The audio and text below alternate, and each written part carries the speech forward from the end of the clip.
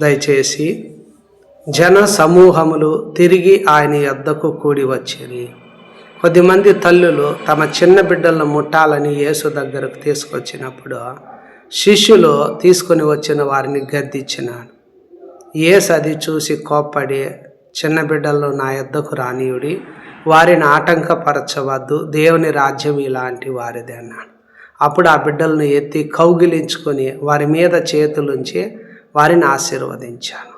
చిన్న బిడ్డ వలె దేవుని రాజ్యం అంగీకరింపనివాడు అందులో ఎంత మాత్రము ప్రవేశింపడని మీతో నిశ్చయముగా చెప్పుచున్నా.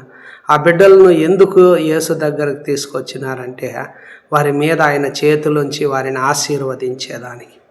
ఈరోజు మన ప్రభు దగ్గరికి ఎందుకు వెళ్ళాలి అంటే ఆయన ఆశీర్వాదం మనం పొందుకునేదానికి.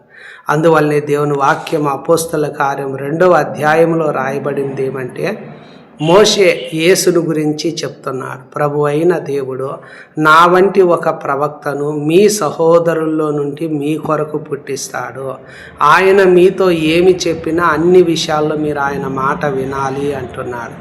మరియు అదే విధంగా చూసినప్పుడు ఆ ప్రవక్తలకు ఏమని సమూయేలు మొదలుకొని ఎందరు ప్రవక్తలు ప్రవచించారో, నీ సంతానమందు భూలోక వంశాలు ఆశీర్వదించబడతాయి. ఎలాగంటే తన్ను ఎందరు అంగీకరించిరో వారికందరికీ, అనగా ఆయన నామమందు విశ్వాసముంచిన ప్రతి వారికి కూడా దేవుని పిల్లలయ్యే అధికారాన్ని ప్రభు అనుగ్రహించాడు. వారు దేవుని వలన పుట్టిన వారే కానీ రక్తము వలనైనను శరీరేచ్ఛ వలనైనను మానుషేచ్ఛ వలనైనను పుట్టిన వారు కారు.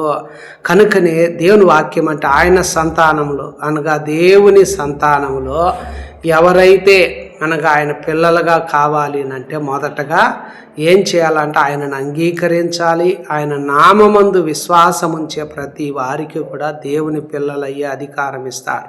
ఆయన సంతానంలో మన వంశము అంతా కూడా దేవుడు ఆశీర్వదించబడుతుంది.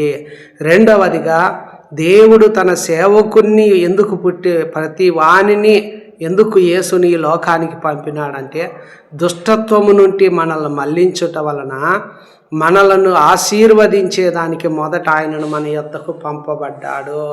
అందువలనే మనం ప్రభు దగ్గరికి వెళ్దాం. దుష్టత్వము నుండి మళ్లించబడాలి. మనము దేవుని ఆశీర్వాదం పొందేదానికోసమే ప్రభు దగ్గరికి వస్తున్నాము. కనుక దయచేసి ఈ సత్యాన్ని మనం తెలుసుకోవాలి. క్రీస్తునందు దేవుని వాక్యం అంటుంది, పరలోక విషయంలో ఆత్మ సంబంధమైన ప్రతి ఆశీర్వాదాన్ని ప్రభు మనకు అనుగ్రహించాడు. ఆమేన్, ఆమేన్, ఆమేన్.